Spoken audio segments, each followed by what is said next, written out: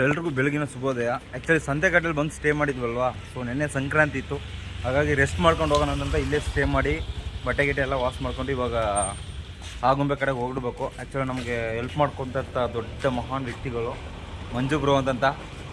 Hi Sudeep, hi Sudeep ಅಂತ. ಮತ್ತು ಅಲ್ಲೋಗಿ ನೋಡಿ ವಿಮಲ್ ವಿಕ್ಕಿ, ಬಾಯ್. ಓಕೆ ಸ್ಕೋರ್, ಇವಾಗ ಇಲ್ಲಿಂದ ನೋಡೋಣ. ಲಾಸ್ಟ್ 2 days ಇದೇ ಬಂಕಲ್ಲಿ ಸ್ಟೇ ಮಾಡಿದ್ದೆ. ಮತ್ತು ಇವಾಗ ಆಗುಂಬೆ ಕಡೆ ನಮ್ಗೆ ಹೋಗ್ಬೇಕಾದ್ರೆ ಸಿಕ್ಕಾಪಟ್ಟೆ ಘಾಟ್ ಸೆಕ್ಷನ್ ಇರುತ್ತೆ. ಬಾಯ್.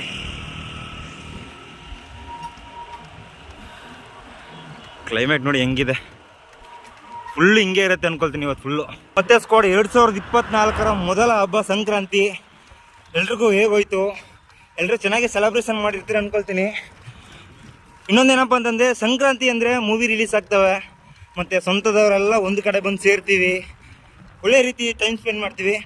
ಅದನ್ನು ಬಿಟ್ಟರೆ ಬೇರೆ ಯಾವ ರೀತಿ ಯಾವುದು ಸಂಕ್ರಾಂತಿನ ಗ್ರ್ಯಾಂಡಾಗಿ ಸೆಲೆಬ್ರೇಷನ್ ಮಾಡಿದರೆ ನಮ್ಮ ಫ್ಯಾಮಿಲಿಯಲ್ಲಿ ಕಮೆಂಟ್ ಸೆಕ್ಷನಲ್ಲಿ ಮೆನ್ಷನ್ ಮಾಡಿರಿ. ಸ್ಕೋರ್ ನನಗೆ 2024ರ ಸಂಕ್ರಾಂತಿ ಅನ್ನೋದು ತುಂಬಾ ಸ್ಪೆಷಲಾಗಿ ಹೋಯಿತು. ಏನು ರೀಸನ್ ಅಂತಂದರೆ, ಆ್ಯಕ್ಚುಲಿ ನಾನು ಇಲ್ಲಿ ಬಂಕ ಸ್ಟೇ ಮಾಡಿದ್ನಲ್ಲ, ನಿಮ್ಗೊಂದು 4 ಹುಡುಗರು ಇಂಟರ್ವ್ಯೂ ಮಾಡ್ಕೊಟ್ನಲ್ಲ, ಅವ್ರು ಆ್ಯಕ್ಚುಲಿ ಚಾರ ಅನ್ನೋ ಪ್ಲೇಸಲ್ಲಿ ಜಾತ್ರೆ ನಡೀತಿದೆ ಬ್ರದರ್, ಬನ್ನಿ ಹೋಗಿ ನೋಡ್ಕೊಬರೋಣ ಅಂತ ಕರ್ಕೊಂಡೋದ್ರು.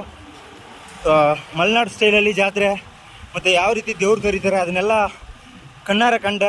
ಬಟ್ ವೀಡಿಯೋ ಮಾಡೋಣ ಅಂದ್ಕೊಂಡೆ, ಅನ್ಫಾರ್ಚುನೇಟ್ಲಿ ಅವರು ಬ್ರದರ್ ಲಾಸ್ಟ್ ಟೈಮ್ ತನಕ ಇರೋಕ್ಕಾಗಲ್ಲ, ಮಾರ್ನಿಂಗ್ ಡ್ಯೂಟಿಗೆ ಹೋಗ್ಬೇಕು, ಬೇಗ ಹೋಗ್ಬಿಡೋಣ ಬ್ರದರ್ ಅಂತಂತ ಹೇಳಿ ಇಬ್ನಿ ಬೇರೆ ಜೇವರಿತ್ತ, ಹಾಗಾಗಿ ಬೇಗ ಕರ್ಕೊಬಂದ್ಬಿಟ್ರು. ಎನಿವೇಸ್ ಕೋಡ್ ನಮಸ್ಕಾರ ನನ್ನವ್ರಿಗೆ, welcome back to our channel K10. ಎಲ್ಲರೂ ಹೇಗಿದ್ದೀರಾ? ಚೆನ್ನಾಗಿದ್ದೀರಾ ಅನ್ಕೊಳ್ತೀನಿ. ಮತ್ತೊಮ್ಮೆ ಎಲ್ರಿಗೂ ಸಂಕ್ರಾಂತಿ ಹಬ್ಬದ ಆರ್ಥಿಕ ಶುಭಾಶಯಗಳು. ಆ ದೇವರಲ್ಲಿ ನನ್ನ K10 ಫ್ಯಾಮಿಲಿ ಮೆಂಬರ್ಸ್ಗೂ ಹಾಗೂ ನನ್ನ ಸ್ನೇಹಿತರಿಗೆ ಎಲ್ರಿಗೂ ಆರೋಗ್ಯ, ಆಯುಸ್ಸು, ಭಾಗ್ಯ ಎಲ್ಲವನ್ನು ಕೊಟ್ಟು ಕಾಪಾಡಲಿ ಅಂತ ಕೇಳ್ಕೊತ ಇವತ್ತಿನ ನನ್ನ ಜರ್ನಿಯನ್ನು ಹೆಬ್ರಿಯಿಂದ ಆಗುಂಬೆ ಕಡೆಗೆ ಸ್ಟಾರ್ಟ್ ಮಾಡ್ತಾಯಿದ್ದೀನಿ. ಸೊ ನನ್ನ ಚಾನಲ್ಗೆ ಯಾರಾದರೂ ಹೊಸಬ್ರಾಗಿ ಬಂದಿದೆ ಮರೀದಿ ಸಬ್ಸ್ಕ್ರೈಬ್ ಆಗಿ ಬೆಲ್ ಬಟನ್ ಕ್ಲಿಕ್ ಮಾಡಿ ಆಲಲ್ಲಿ ಇಟ್ಕೊಳ್ಳಿ. ಹಾಗೆ ವೀಡಿಯೋನ ಫ್ರೆಂಡ್ಸು ಫ್ಯಾಮಿಲಿ ಅಂತ ಎಲ್ರಿಗೂ ಶೇರ್ ಮಾಡಿ ಸಪೋರ್ಟ್ ಮಾಡ್ತೀರಿ. ಟ್ರಾವೆಲ್ ಶುರು ಮಾಡೋಣ. ಸ್ಕೋಡ್ ಫಾರೆಸ್ಟ್ ಒಳಗಡೆ ಎಂಟ್ರಿ ಕೊಟ್ಟಿದ್ದೀನಿ. ಆ್ಯಕ್ಚುಲಿ ನೀವು ನೋಡ್ಬೋದು, ಫುಲ್ಲು ಚಿಕ್ಕ ಫಾರೆಸ್ಟು, ಮತ್ತು ವೆಹಿಕಲ್ಸ್ ಅಂತೂ ಸಿಕ್ಕಾಪಟ್ಟೆ ಸ್ಪೀಡಾಗಿ ಹೋಗ್ತವೆ ಇಲ್ಲಿ. ಮತ್ತು ಇನ್ನೊಂದೇನಪ್ಪ ಅಂತಂದರೆ, ಇವಾಗ ನಾವು ಆಗುಂಬೆಗೆ ಹೋಗೋಕ್ಕೆ ಮೇಯ್ನ್ ರೀಸನ್ನು, ಆಗುಂಬೆ ಟಾಪ್ ವ್ಯೂವಲ್ಲಿ ನಿಂತು ನೋಡಿದ್ರೆ ಸನ್ಸೆಟ್ಟು ಸಖತ್ತಾಗಿ ಕಾಣುತ್ತಂತೆ. ಸೊ ಅದಕ್ಕೋಸ್ಕರ ಹೋಗ್ತಾ ಇರೋದು. ಮಧ್ಯೆ ಹೋಗ್ಬೇಕಾದ್ರೆ ಬೇರೆ ಬೇರೆ ಊರು ಲೈಕ್ ಸೋಮೇಶ್ವರ, ಅಲ್ಲೊಂದು ಟೆಂಪಲ್ ಇದೆಯಂತೆ, ಮತ್ತು ವರಾಂಗ ಅಲ್ಲೊಂದು ಟೆಂಪಲು. ಆದರೆ ಇವುಗಳನ್ನು ಸಹ ನಾನು ನಿಮ್ಗೆ ತೋರಿಸ್ಕೊಡ್ತೀನಿ.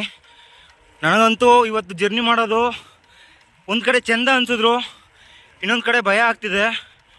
ಮತ್ತು ನಾವು ಬ್ರೇಕ್ ಶೂ ರೆಡಿ ಮಾಡಿಸಿದ್ವಲ್ವಾ, ಸೊ ನೋಡ್ಬೋದು ನೀವು, ಫುಲ್ಲು ಶೇಕಿಂಗ್ ಆಗುತ್ತೆ. ಮತ್ತು ಹಾಗೆ ಬ್ರೇಕ್ ಶೂ ಅನ್ನೋದು ಸ್ವಲ್ಪ ಟೈಟ್ ಇದೆ, ಲೂಸ್ ಮಾಡಿಸಿದ್ರೆ ಮಾತ್ರ ನಾವು ಸ್ಪೀಡಾಗಿ ಹೋಗ್ಲಿಕ್ಕೆ ಸಾಧ್ಯ. ಕೂಡ ಆಗುಂಬೆಗೆ 13 ಕಿಲೋಮೀಟ್ರ್ ಇದೆ. ಬಟ್ ನೀವು ನೋಡ್ಬೋದು, ನಾನು ಆಪೋಸಿಟ್ ಒಂದು ದೊಡ್ಡ ಹೀಲ್ ಕಾಣ್ತಾ ಇದೆ ಅಲ್ವಾ, ಅದನ್ನು ಹೇರ್ಕೊಂಡೇ ಹೋಗಬೇಕು.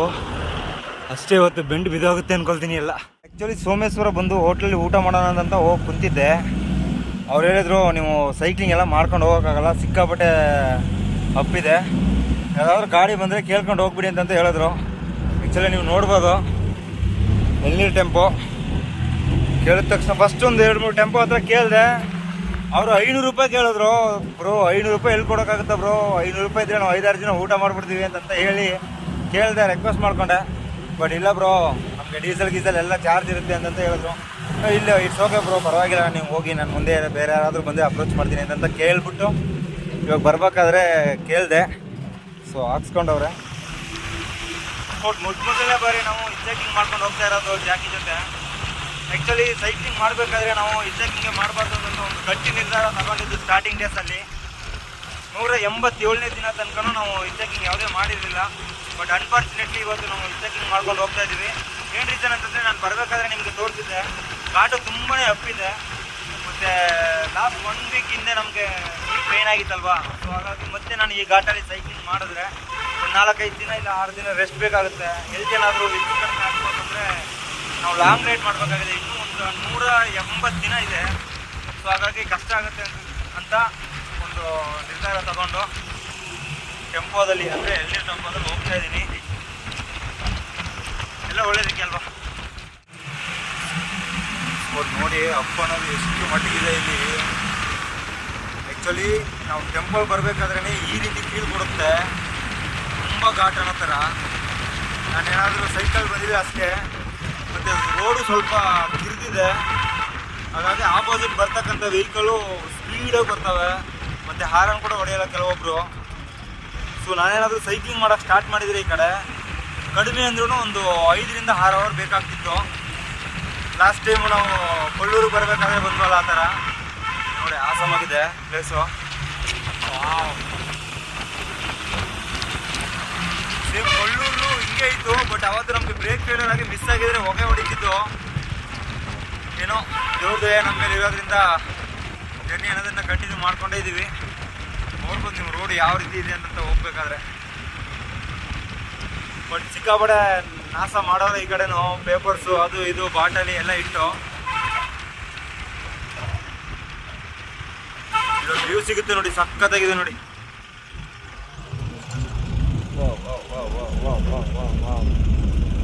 ನೋಡಿ ಸ್ಪಾಟ್ ಹೆಂಗೆ ಟೆಂಪೋನೇ ಮುಕ್ಕರಿತಾ ಇದೆ ಹಂಗೆ. ಏರ್ಲಿಕ್ಕೆ ಫಸ್ಟ್ ಗೇರ ಸೆಕೆಂಡ್ ಗೇರ್ಲೇ ಏರಿಸ್ತಾ ಇದ್ದಾರೆ ಅನ್ಕೊಳ್ತೀನಿ. ಇಲ್ಲಿ ನೋಡಿ ಇಲ್ಲಿಬ್ರು ಏನೋ ಮಾಡ್ತಾರೆ. ಏನು ಹಿಡಿತಾ ಇದೆ ಪಾಪ ಅದು.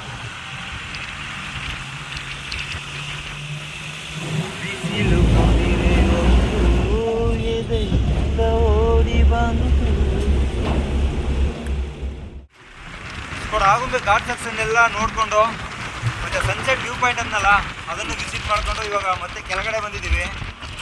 ಆ್ಯಕ್ಚುಲಿ ಇನ್ನೊಂದೇನಪ್ಪ ಅಂತಂದರೆ ವ್ಯೂ ಪಾಯಿಂಟಲ್ಲಿ ಸನ್ಸೆಟ್ ನೋಡೋಕ್ಕಾಗಲ್ಲ ಅಂತಂತ ಹೇಳಿದ್ರು.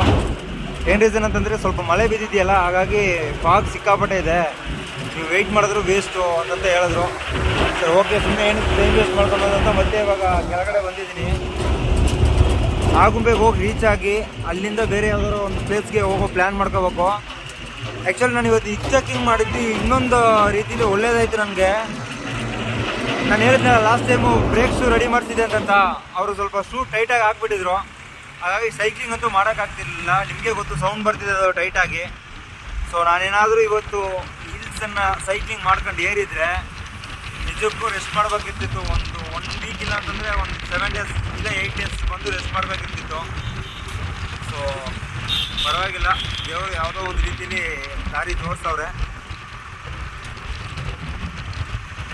ಮಾತ್ರ ಹಿಚ್ಚಾಕಿಂಗ್ ಮಾಡ್ಕೊಂಡು ಹೋಗೋದ್ರಲ್ಲಿ ಒಂಥರ ಸುಖ ಇದೆ ಅವರು. ನೆಕ್ಸ್ಟ್ ಟೈಮ್ ಏನಾದರೂ ಟ್ರಿಪ್ ಪ್ಲ್ಯಾನ್ ಮಾಡಿದ್ರೆ ಹಿಚ್ಚಾಕಿಂಗಲ್ಲೇ ಪ್ಲ್ಯಾನ್ ಮಾಡಿಬಿಡ್ಬೇಕು. ಆರಾಮು, ರಿಸ್ಕ್ ಏನಿಲ್ಲ. ಕ್ಯಾಮ್ರಾ ಎತ್ಕೊಂಡು ಹಂಗೆ ಮಾತಾಡ್ಕೊಂಡು ಲಾಕ್ ಮಾಡಿಕೊಂಡು ಏನೇನಿದೆಯೋ ಅದನ್ನೆಲ್ಲ ನೋಡಿಕೊಂಡು ಆರಾಮ್ ಬರ್ಬೋದು. ದಾರಿ ಉದ್ದಕ್ಕೂ ಒಳ್ಳೊಳ್ಳೆ ಮನೆಗಳು. ಬಟ್ ನಾವು ಸೈಕ್ಲಿಂಗ್ ಮಾಡೋದ್ರಲ್ಲಿ ಸ್ವಲ್ಪ ಕ್ರೇಜ್ ಅನ್ನೋದಕ್ಕಿಂತ ಮ್ಯಾಡ್ ಆಗಿಬಿಟ್ಟಿದ್ದೀವಿ. ಇನ್ನು ಆಗುಂಬೆಗೆ ಎಷ್ಟು ಕಿಲೋಮೀಟ್ರ್ ಇದೆ ಅಂತ ಕೂಡ ಗೊತ್ತಿಲ್ಲ. ಇವ್ರು ಬೇರೆ ಸುಮ್ಮನೆ ಕರ್ಕೊಂಡು ಹೋಗ್ತಾ ಇದ್ದಾರೆ ಬ್ರದರ್ಸು.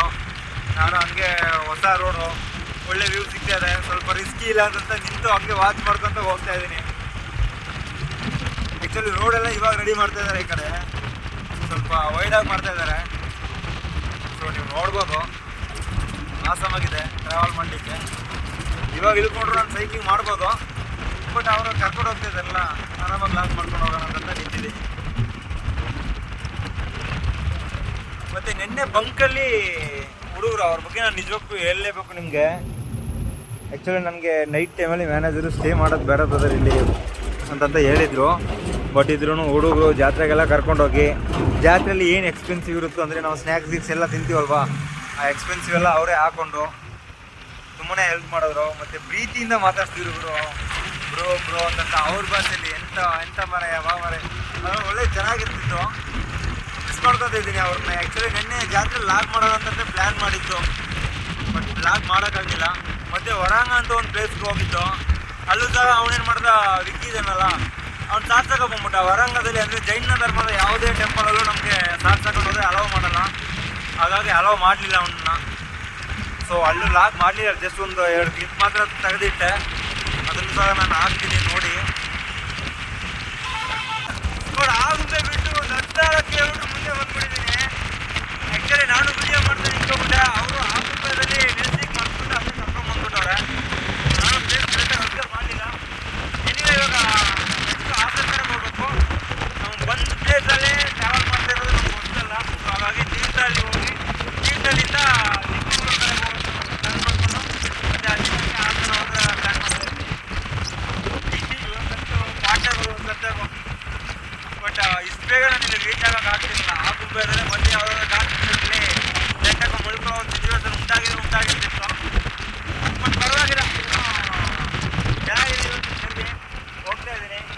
ಸ್ಕೋಡ್ ಶೃಂಗೇರಿ ಕಡೆಯಿಂದನೇ ಹೋಗೋಣ ಅಂತ ಡಿಸೈಡ್ ಮಾಡ್ಕೊಂಡಿದ್ದೀನಿ. ಆ್ಯಕ್ಚುಲಿ ನೋಡಿ 2 ಎಳ್ನೀರು ಕೊಟ್ಟವ್ರೆ. ಹಾಯ್ ಬಾ. ಆ್ಯಕ್ಚುಲಿ ನಮಗೆ ಡ್ರೈವರು ತುಂಬಾ ಹೆಲ್ಪ್ ಮಾಡಿದ್ರು, ಅವ್ರನ್ನೂ ಮಾತಾಡ್ಸ್ಬಿಡೋಣ. Okay bro, thanks. Okay okay brother, thanks. ಹಾಂ ಹಾಂ ಹಾಂ ಓಕೆ, ಮುಂದೆ ಹೋಗಿ ಕೇಳ್ಕೊಂಡು ಹೋಗ್ತೀನಿ ಹಂಗೆ. ಸರಿ ಅಣ್ಣ, ಸರ್ ಥ್ಯಾಂಕ್ಸ್ ಬ್ರದರ್. ಹಾಂ, ಹ್ಯಾಪಿ ಜರ್ನಿ.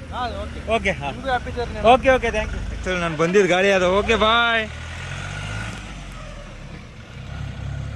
ಸ್ಕೋಡ್ ಬ್ರದರ್ಸ್ ಕೊಟ್ಟಿದ್ರಲ್ಲ 2 ಎಳ್ನೀರು, ಅದನ್ನು ಕುಡ್ಕೊಂಡು ಮತ್ತೆ ಸಂಚಾರ ಅನ್ನೋದನ್ನು ಶುರು ಮಾಡಿದ್ದೀನಿ. ಆ್ಯಕ್ಚುಲಿ ಈ ಒಂದು ವರ್ಡನ್ನು ನಾನು ಜಾಸ್ತಿ ಯೂಸ್ ಮಾಡಬಾರ್ದು, ಇದ್ರೂ ಯೂಸ್ ಮಾಡದೆ ಇರ್ಲಿಕ್ಕೆ ಆಗ್ತಿಲ್ಲ ನನ್ನ ಹತ್ರ. ವೆದರ್ ಬಗ್ಗೆ ಹೇಳ್ಬೇಕಂದ್ರೆ ಆಸಮಾಗಿದೆ, ಒಳ್ಳೆ ಚಿಲ್ ಅಂತ ಇದೆ. ತಣ್ಣೀರಲ್ಲಿ ಮುಳ್ಕೊಂಡು ಒದ್ದಾಡೋ ಥರ ಇದೆ ಫೀಲು. ಹಂಗೆ ಅದಕ್ಕೂ ಸ್ವಲ್ಪ ಡೌನ್ ಇರೋದಕ್ಕೂ, ನಾನು ಸೈಕ್ಲಿಂಗ್ ಮಾಡ್ಕೊಂಡು ಹೋಗ್ತಾ ಇರೋದಕ್ಕೂ ಬೇರೆ ರೀತಿ ಮಜಾ ಆಗ್ತಾಯಿದೆ. ಬಟ್ ಏನು ಮಾಡೋದು, ಕೆಲವೊಂದು ಕಡೆ ಅಪ್ಸು ಕೂಡ ಇದೆ. ಅಪ್ಸ್ ಇರೋವಂಥ ಟೈಮಲ್ಲಿ ಸಿಕ್ಕಾಪಟ್ಟೆ ಬೇಜಾರಾಗುತ್ತೆ. ಬೇಜಾರು ಮತ್ತು ಟಯರ್ಡು. ಸ್ಕೋಡ್ ಕಮ್ಮರಡ್ಡಿ ಅಂತ ಒಂದು ಪ್ಲೇಸಿಗೆ ಬಂದಿದ್ದೀನಿ. ಏನೋ ಪೂಜೆ ಅಂದ್ಕೊಳ್ತೀನಿ ಇಲ್ಲಿ. ಅಂದರೆ ಈ ಮಲೆನಾಡು ಕಡೆ ನಾವು ಟ್ರಾವೆಲ್ ಮಾಡಬೇಕಾದ್ರೆ ಹೆಚ್ಚಿನ ರೀತಿಯಲ್ಲಿ ನಾವು ಟೆಂಪಲ್ಸ್ಗಳನ್ನ ನೋಡ್ಬೋದು. ಅದು ಗಣೇಶ ಮತ್ತು ಬೇರೆ ಬೇರೆ ಟೆಂಪಲ್ಸು ಚೆನ್ನಾಗಿರುತ್ತೆ ನೋಡೋಕ್ಕೆ ಒಂಥರ. ಮತ್ತು ಊರು ನೋಡಿ ಹೆಂಗಿದೆ, ಆಸಾಮಾಗಿದೆ ಅಲ್ಲ. ಮೇಡಲ್ಲಿ ಹಳೆ ಮನೆಗಳು ಮತ್ತು ಅದ್ರ ಜೊತೆ ಒಂದು ಹೊಸ ಬಿಲ್ಡಿಂಗ್ಸು, ಏನೋ ಒಂಥರ ಅಟ್ರಾಕ್ಟಿವ್ ಆಗಿರುತ್ತೆ ಮಲೆನಾಡು ಅನ್ನೋ ಊರುಗಳು. ಆ್ಯಕ್ಚುಲಿ ಇವಾಗ ಸ್ವಲ್ಪ ಚಳಿ ಆಗಿದೆ ಬಾಡಿಗೆ. ಹೋಗಿ ಟೀಗೆ ಏನಾದರೂ ಕುಡಿದು ಚಿಕ್ಕಮಂಗ್ಳೂರಿಗೆ ಶಾರ್ಟ್ ಕಟ್ ಇದ್ದರೆ ಕೇಳ್ಕೊಂಡು ಆ ಕಡೆ ಹೋಗೋಣ.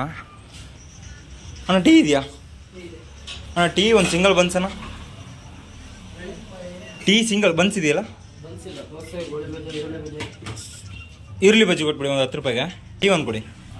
ಟೀ ಬಂದಿದೆ. ಆ್ಯಕ್ಚುಲಿ ಟೀ ಎಲ್ಲ ಕುಡಿದು ಮುಗಿಸ್ಬಿಟ್ಟು ಇಲ್ಲಿಂದ ಹರಿಹರಪುರ ಅಂತ ಒಂದು ಪ್ಲೇಸ್ ಬರುತ್ತಂತೆ, ಆ ಕಡೆ ಹೋಗಬೇಕು. ಆ ಕಡೆ ಹೋಗ್ಬೇಕಾದ್ರೆ ಮಧ್ಯೆ ಯಾವುದಾದ್ರೂ ಪ್ಲೇಸ್ ಉಳ್ಕೊಳ್ಳೋ ಥರ ಸಿಕ್ಕಿದ್ರೆ ಅಲ್ಲೇ ಉಳ್ಕೊಳ್ಳೋ ಒಂದು ಪ್ರಯತ್ನ ಮಾಡಬೇಕು.